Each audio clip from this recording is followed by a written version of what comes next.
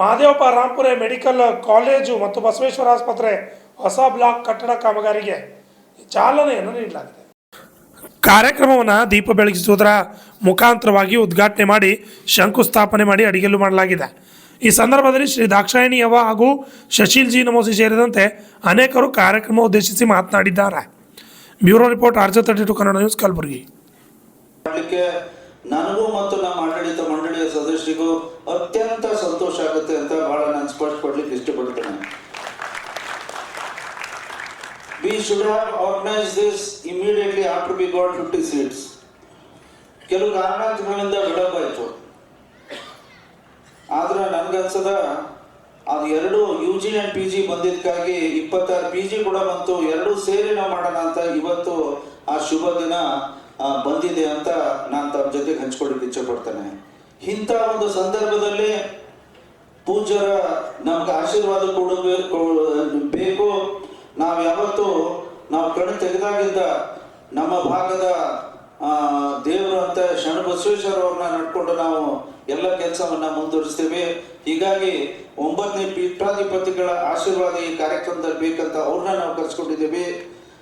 ದಾಕ್ಷಿಣಿ ತಾಯಿಯವರು ಅವರು ಮನೆ ತಾನೇ ದುಬೈದಲ್ಲಿ ಅಲ್ಲಿ ಕೂಡ ವಚನ TV ಚಾನೆಲ್ ಅವರಿಗೆ ಸನ್ಮಾನ ಮಾಡಿ ಕರೆದು ಅವರು ಅನೇಕ ಸೇವೆಯನ್ನ ಸಲ್ಲಿಸ್ತಾ ಇದ್ದಾರೆ. ಅವರು ಈ ಒಂದು ಕಾರ್ಯಕ್ರಮದಲ್ಲಿ ದಿವ್ಯ ಸಾನ್ನಿಧ್ಯವನ್ನು ವಹಿಸಿಕೊಂಡಿದ್ದಾರೆ. ಅವ್ರಿಗೂ ಈ ಕಾರ್ಯಕ್ರಮದಲ್ಲಿ ಇರಬೇಕು ಅಂತ ನಾನು ತಂದು ನಾವು ವಿನಂತಿ ಮಾಡಿದಾಗ ಅವರು ಕೂಡ ನಮಗೆ ಆಶೀರ್ವಾದ ಮಾಡಲಿಕ್ಕೆ ಬಂದಿದ್ದಾರೆ. ನಾನು ಇಂಥ ಒಂದು ಸಮಾರಂಭದಲ್ಲಿ ಅನೇಕ ವರ್ಷ ಸೇವೆ ಸಲ್ಲಿಸಿದಂತ ಡಾಕ್ಟರ್ ಮಲಕಡ್ಡಿಯವರಾಗಿರ್ಲಿ, ಜವಳಿಯವರಾಗಿರ್ಲಿ, ಬಸವರಾಜ್ ಭೀಮಣಿ ಸರ್ ಅವರಾಗಿರ್ಲಿ, BG ಪಾಟೀಲ್ ಅವರಾಗ್ಲಿ ಸಾಕಷ್ಟು ಕೊಡುಗೆಯನ್ನ ಈ ಸಂಸ್ಥೆ ಕೊಟ್ಟಿದ್ದಾರೆ. Without them this function cannot be a success ಅಂತ ಆ ಮಾತನ್ನ ನಾವೆಲ್ಲರೂ ಆಡಳಿತ ಮಂಡಳಿದವರು ಹಂಚಿಕೊಂಡು ಅವ್ರನ್ನೆಲ್ಲರೂ ಕರೆಸಿ ಈ ಕಾರ್ಯಕ್ರಮ ಮಾಡೋಣ ಅಂತ ಇವತ್ತು I should thank all of them for having come here and blessed us ಅಂತ ನಂದು ಆ ಮಾತನ್ನ ಈ ಸಂದರ್ಭದಲ್ಲಿ ನಾನು ಹೇಳಿಕ್ಕೆ ಇಚ್ಛೆ ಪಡ್ತೇನೆ. ಇಷ್ಟೆಲ್ಲ ಸೀಟ್ ಬಂದಿದ್ದು ಕಾರಣೀಭೂತರು ನಮೋಶಿ ಒಬ್ಬನೇ ಅಲ್ಲ, ಯಾರೇ ಅಂತ ತಿಳ್ಕೊಂಡಿದ್ರೆ ಬಹಳ ತಪ್ಪು. It is the entire efforts of all my management members. Join hands together and appreciate everybody's contribution.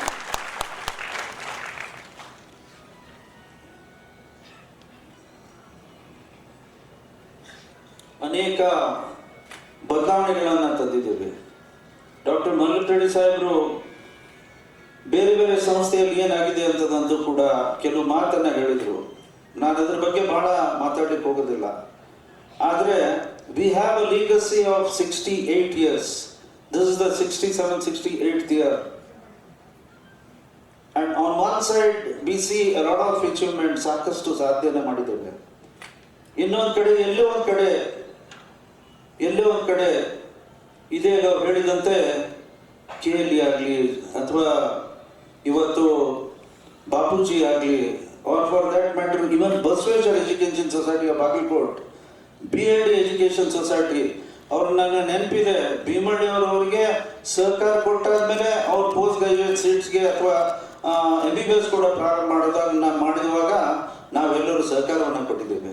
ನಾನು ಯಾಕೆ ಇದನ್ನು ಹೇಳ್ತಾ ಇದ್ದೀನಿ ಅಂದ್ರೆ ಅವ್ರೇನೂ ಇರಲಿಲ್ಲ ಬಸವೇಶ್ವರ ಎಜುಕೇಶನ್ ಸೊಸೈಟಿ. ಇತ್ತೀಚೆಗೆ 91-92ರಲ್ಲಿ ಕೆಲವು ಕಾರಣಾಂತರಗಳಿಂದ ನಾನು ಅಲ್ಲಿ ಡೆಂಟಲ್ ಕಾಲೇಜ್ ನೋಡ್ಲಿಕ್ಕೆ ಹೋಗಿದ್ದೆ. ಇನ್ನು ಮೆಡಿಕಲ್ ಕಾಲೇಜ್ ಇರಲಿಲ್ಲ. But today they have ground like anything. BLD college ಅವರು ಇತ್ತೀಚೆಗೆ ಎಮರ್ಜೆನ್ಸಿ ಡಿಪಾರ್ಟ್ಮೆಂಟ್ 100 ಬೆಡ್ ದೊಡ್ಡ ಹಾಸ್ಪಿಟಲ್ ಮಾಡಿದ್ದಾರೆ. KLE ಸಂಸ್ಥೆಯವರು 350 crore rupees ಖರ್ಚು ಮಾಡಿ 300 ಬೆಡ್ ಕ್ಯಾನ್ಸರ್ ಹಾಸ್ಪಿಟಲ್ ಅನ್ನು ಮಾಡಿದ್ದಾರೆ. ಎಲ್ಲೋ ಒಂದು ಕಡೆ we could not achieve to that extent. ಯಾಕಂತಂತ ಅನ್ನೋದು ಬಹುಶಃ ಯಾರ ದೋಷ ಯಾರ ತಪ್ಪು ಅಂತ ನಾನು ಎಂದೂ ಅದರ ಬಗ್ಗೆ ಚರ್ಚೆ ಮಾಡಲ್ಲ. But I only request everyone, it is my humble request to everyone, please contribute, please do whatever is possible for this institution, because this institution has given everything. If not to all of them, at least to 90% of the people, this institution has done a great service.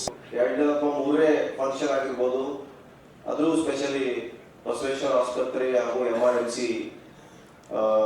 ಇಂದ ಮೊಟ್ಟ ಮೊದಲನೇದಾಗಿ ನಾನು ನಮ್ಮೆಲ್ಲ team ವತಿಯಿಂದ MRMC ಪ್ರತಿಯೊಬ್ಬ ವೈದ್ಯರಾಗಿರ್ಬೋದು ಅಥವಾ ಅಲ್ಲಿ ಕೆಲಸ ಮಾಡ್ತಿದ್ದ ನಾನ್ teaching staff, nursing staff, supportive staff ಎಲ್ಲರಿಗೆ ನಮ್ಮ ವತಿಯಿಂದ ನಾನು ಕೃತಜ್ಞತೆ ಸಲ್ಲಿಸ್ತೀನಿ. ಯಾಕಂದ್ರೆ ಇದೊಂದು ಸಾಧಾರಣ ಮಾತಲ್ಲ. We achieved a very big milestone. ಈಗ ತಾವೆಲ್ಲ ಆಲ್ರೆಡಿ ಈಗ ಬಹಳ ಜನ ಹೇಳಿದ್ದಾರೆ. ಸೊ ಇದು ಮಾಡ್ಬೇಕಂದ್ರೆ ಅಷ್ಟು ಈಸಿ ಇಲ್ಲ, ತಮಗೂ ಗೊತ್ತಿದೆ. ಎಷ್ಟೊಂದು ಇನ್ಸ್ಪೆಕ್ಷನ್ಗಳು ಆಗ್ತವೆ ಅಥವಾ ಎಷ್ಟೊಂದು ನಾವು ಪ್ರೋಟೋಕಾಲ್ಸ್ ಫಾಲೋ ಮಾಡ್ಬೇಕಾಗುತ್ತೆ. ಸೊ ಕಳೆದ ಒಂದು ವರ್ಷದಿಂದ ತಾವೇನು ಸತತ ಪ್ರಯತ್ನ ಮಾಡಿದ್ರಿ, ಅದರಲ್ಲೂ ಬಹುಶಃ ಬಹಳ ಜನ ಈ ಕೆಲಸವನ್ನು ಮಾಡಿದ್ರಿ. ಸ್ಪೆಷಲಿ ಎಲ್ಲ ಅಡ್ಮಿನಿಸ್ಟ್ರೇಟರ್ಸ್ ಆಗಿರ್ಬೋದು, HODs ಆಗಿರ್ಬೋದು, ಎಲ್ಲ ಸ್ಟಾಫು, ನಾನ್ ಟೀಚಿಂಗ್ ಸ್ಟಾಫು ಕೂಡ. ಯಾಕಂದ್ರೆ ಪ್ರತಿಯೊಂದು ನಾವು ಮೇಲ್ ರಿಪ್ಲೈ ಮಾಡಬೇಕು, ನಾವು ಇನ್ಸ್ಪೆಕ್ಷನ್ ತಯಾರಿ ಮಾಡಬೇಕು ಅಂದ್ರೆ ಬಹಳಷ್ಟು ಶ್ರಮ ಪಡ್ಬೇಕಾಗುತ್ತೆ. ಇನ್ನೊಂದು ಬಾರಿ ತಾವೆಲ್ಲ ಏನೇನು ಶ್ರಮ ಪಟ್ಟಿದ್ರಿ, ಇವತ್ತು ನಮಗೆ ಅದಕ್ಕೆ we have reached a very good milestone and ಅದಕ್ಕೆ ಸಕ್ಸಸ್ ಸಿಕ್ಕಿದೆ ಅಂತ ಹೇಳಿ ನಾವು ತಮ್ಮೆಲ್ಲರಿಗೆ ಇನ್ನೊಂದು ಬಾರಿ ಕೃತಜ್ಞತೆ ಹೇಳ್ತೀವಿ. ಅವಾಗ ನಿನಗೆ ದುಗುಡ ಗುಮ್ಮಾನ ಇರೋಲ್ಲ, ಕೆಲಸ ಮಾಡಿದ ನಮ್ಮ ಅಧಿಕಾರದಾಗಿದ್ದ ನಮ್ಮ ಗೌರವ ಇರೋಲ್ಲ, ಅವಾಗ ಚೆನ್ನಾಗಿ ಶೀಲ ಆಗ್ತದೆ. ಬಸವಣ್ಣವ್ರು ಏನಂತ ಹೇಳ್ಯಾರ, ನಯ ವಿನಯವೇ ಸಕಲ ಜಪ ತಪ್ಪಂಗಳಯ್ಯ. ಅವೆಷ್ಟು ಚಂದ ಇದ್ದಾರೆ ಪಾಪ. ಈ ಜಗತ್ತನ್ನ ಒಂದು ಸುಂದರವಾದ ಜಗತ್ತು ಮಾಡಬೇಕಾಗಿದ್ರೆ ನಯ ವಿನಯನೇ ಬೇಕಾದ ಏನು ಬೇಕಾಗಲ್ಲ. ನಮ್ಮ ಶಾಸ್ತ್ರಗಳ ವೇದಗಳ ವಿಷ್ಣು ಸಹಸ್ರನಾಮ ದಿನ ಪಠಣ ಮಾಡ್ಬೇಕಂತ ಭೀಷ್ಮಾಚಾರ್ಯ ಧರ್ಮರಾಜ ಹೇಳಿದರು. ಶ್ರೀಕೃಷ್ಣ ಅವರು ಏನು ಮಾಡಿದರು, ಮಹಾಭಾರತ ಯುದ್ಧ ಮುಗಿದ ಕೂಡಲೇ ಭೀಷ್ಮಾಚಾರ್ಯ ಇವರೆಲ್ಲ 5 ಮಂದಿ ಪಾಂಡವರನ್ನ ಕರ್ಕೊಂಡು, ಶ್ರೀಕೃಷ್ಣ ಇವರು 5 ಜನ ಪಾಂಡವರನ್ನ ಕರ್ಕೊಂಡು ಭೀಷ್ಮಾಚಾರ್ಯ ಮೇಲೆ ಕರ್ಕೊಂಡು ಹೋಗ್ತಾನೆ. ಮಹಾಭಾರತ ಯುದ್ಧ ಮುಗಿತು. ಮುಗಿದ ಮೇಲೆ ಭೀಷ್ಮಾಚಾರ್ಯ ದೊಡ್ಡ ಜ್ಞಾನಿ ಆಗ್ತಾನೆ. ಬರೀ ಯೋಗ ಅಷ್ಟೇ ಅಲ್ಲ, ದೊಡ್ಡ ಜ್ಞಾನಿ. ಶ್ರೀಕೃಷ್ಣ ಅವ್ರ ಕರ್ಕೊಂಡು ಹೋಗಿ ಏನು ಹೇಳ್ತಾನ, ನಿಮ್ಮ ಮುಚ್ಚೆ ಏನು ಹೇಳ್ತಾನ ಅದನ್ನ ಕೇಳೋರಿಗೆ ಉಪದೇಶ. ಯಾಕಂದ್ರೆ ಮುಂದೆ ರಾಜ ಕಾರ್ಯಭಾರ ಮಾಡೋರು ಆ ವಿಷ್ಣು ಸಹಸ್ರನಾಮ ಪಠಣ ಮಾಡಿ, ಅದನ್ನು ಪಠಣ ಮಾಡಲಾರ್ದೆ ನೀವು ರಾಜ ಕಾರ್ಯಭಾರ ಮಾಡಬಾರ್ರಿ, ಮುಂಜಾನೆ ಕೂಡ ಆ ಕೆಲಸ ಮಾಡ್ಬೇಕಂತ ಹೇಳಿದ್ರು.